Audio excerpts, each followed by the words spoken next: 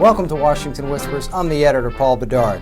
Well, I hate to sound like a typical political reporter, but now that Tuesday's elections are over, let's start talking about the next one, or better yet, the presidential election 3 years out. That one is going to be more traditional than the last, since we have an incumbent in the race, and no Democrat is telegraphing a challenge to President Obama.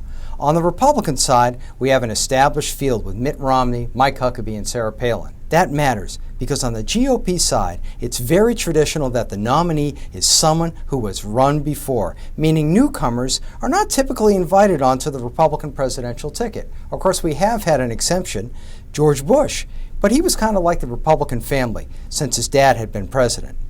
Pollster Bill McInturff tells me that the old pattern might be more dominating than before. He argues that there is only so much oxygen in the GOP primaries and that the big three are already consuming most of it when it comes to attention and media coverage.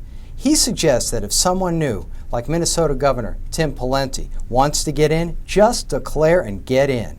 And it's an unfortunate fact that it takes longer nowadays to raise the money needed to run and gobble up all the best political consultants. Not every Republican agrees with this theory, and one reason is because of the emergence of the Tea Party and town hall activists and the rise of the fiscally conservative wing of the party. For them, there is a newcomer who might be able to do it, Indiana Governor Mitch Daniels.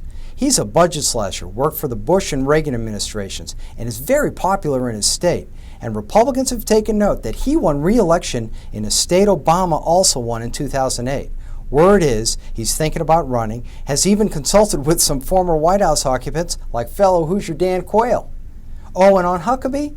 I had breakfast with him the other week. I think he's running. He showed up with his political ace daughter Sarah and his PR team. He was pitching his new book, A Simple Christmas, but he was clearly there to talk politics. It's his view that there should be no third party, that the conservatives and moderates should just fight it out in the primaries. Now, there's been a lot of talk about third party run by conservatives, but he reasons that all a third party candidate does is help the candidate you don't like win.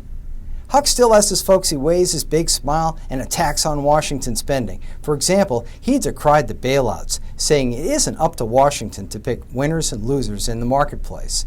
But there was a change in him. He's gaining weight. That's right, the most famous political dieter has gained 25 pounds, and there's a reason. Huck told me he has a foot ailment that's kept him off the treadmill. To keep his weight down, he's on those yucky protein shakes. All right, now my tweets. 77% of you say global warming is real, but the Republicans are still fighting Obama on this one. I hear there is a move inside GOP circles to get in the public's good graces by pushing alternative energy source development. Next, Harry Reid's pollster says that while the Senate Majority Leader is down on the polls, he's not giving up.